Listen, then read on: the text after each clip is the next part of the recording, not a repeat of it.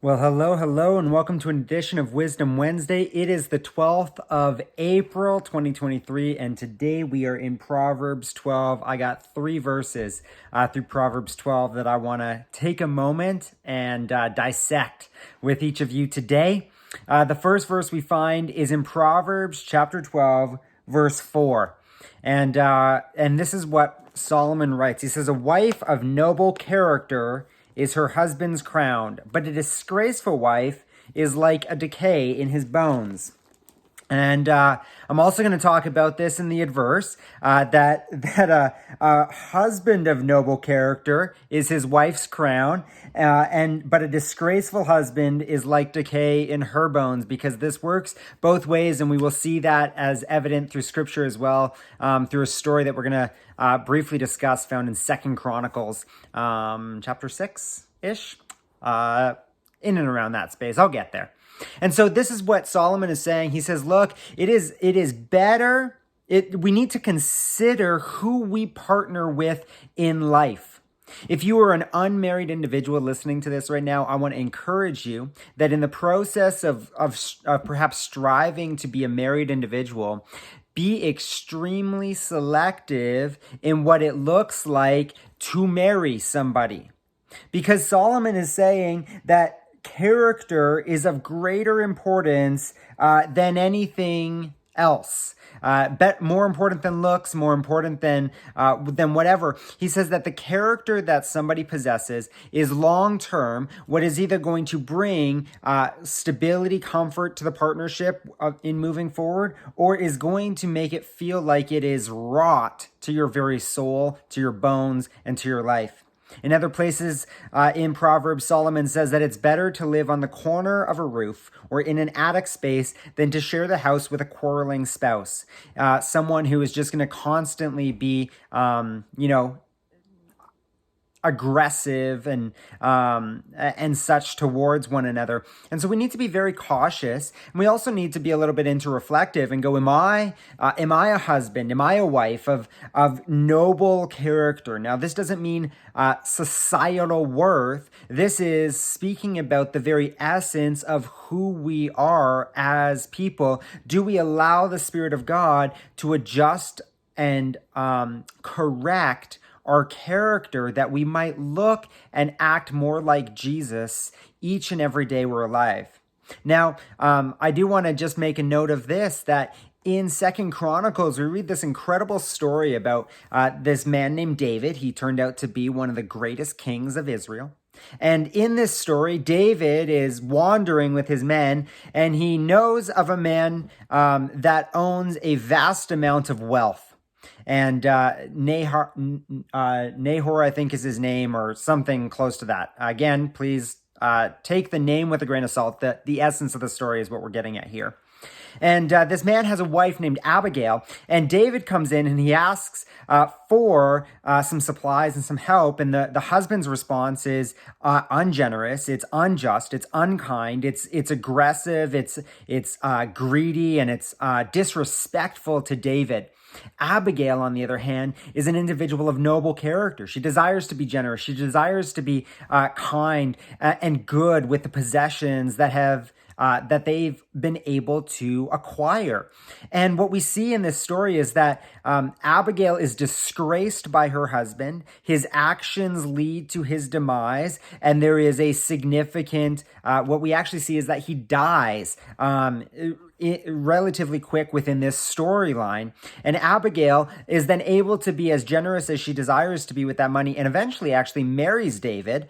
David had 7 wives, according to Scripture. Abigail was one of the first few that he had, not advocating multiple spouses in this. But what we see is that this was a real biblical example of having married somebody that was poor in character, and how it was a disgrace and decayed the very life of Abigail.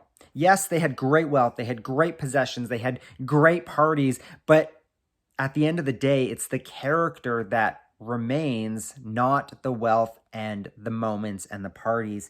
And so, friends, I want to encourage you today to learn and strive to constantly be a person or a spouse of great character, because in it, your family will actually thrive.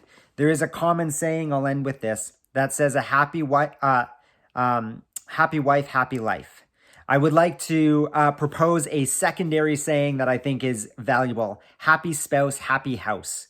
We want to be people that are consistently solid in character, because it will mean that the decaying of our relationships, our marriage, our ability to live and as good people is diminished greatly when we have a focus on character with one another, and we want to have a happy spouse for a happy house.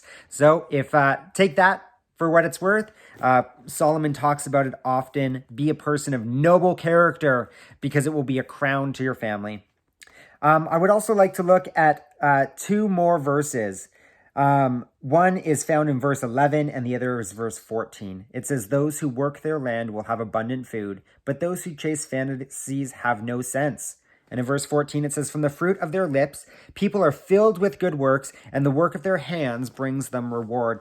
And this speaks of a concept, and I'm not necessarily a gardener or a farmer, but I have been taught, it's been demonstrated to me the principles behind what Solomon is saying here, that those who work diligently and with intensity will see the reward. But those who chase fantasies, doing nothing but receiving everything in return, they are foolish in nature.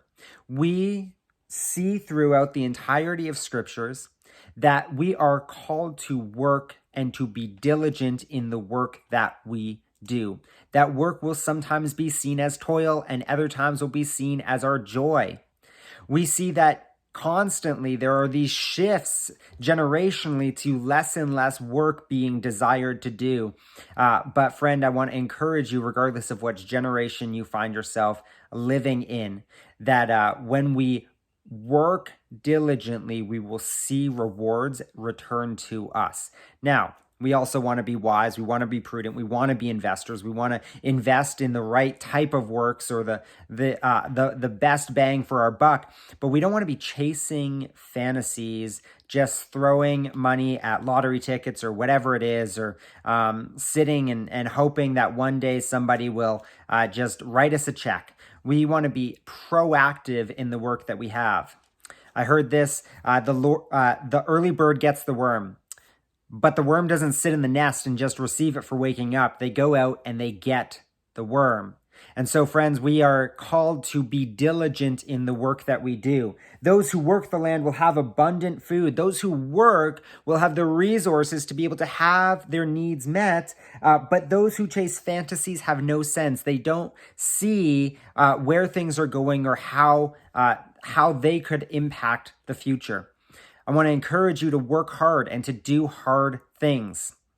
I was just recently listening to this podcast, and it said that some people are aiming for 4-day work weeks. Other people like 5-day work weeks. The Bible tells us to take our Sabbath off, which would indicate us a 6-day work week. And if you were to work a 6-day work week over a 5-day work week, you would work an extra 52 days a year. And that is equivalent of over 400, it's about 428 extra hours of work in 1 year. And it would only take 7 years for you to gain an additional entire year worth of work just by working 6 days a week. Now, maybe you're not going to. Take that for a grain of salt. But you see something wild, that by working just a little bit more, has a significant impact on our possibilities for return and reward for the work that we give. But if we chase fantasies our whole life, we look like someone who lives with no sense. So those are my 2 thoughts from Proverbs 12. Be a person of noble character, especially be a spouse of noble character, because it will be good for your relationship, for your marriage, and for your family to be so, and also to do hard things and work diligently. Don't sit by waiting for someone to give you something. Go and work for it. not necessarily out of a place of striving or needing to prove yourself, but just out of the reality that we want to be a people who are filled with the fruit of good works. And by the work of our hands, we will see reward come, according to Solomon. So bless you today. Hope you enjoyed Wisdom Wednesday, and we will see you next week on the 19th as we jump into that proverb.